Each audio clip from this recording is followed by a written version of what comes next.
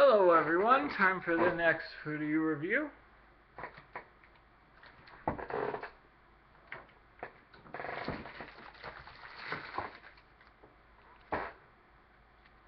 Three Musketeers mint.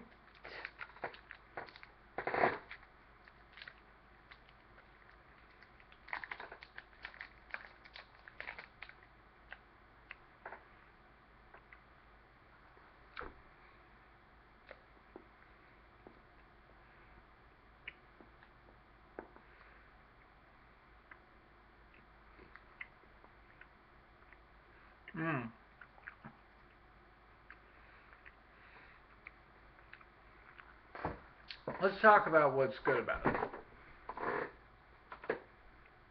The mint starts out subtle, but gets strong. And it's a good balance of dark chocolate with it.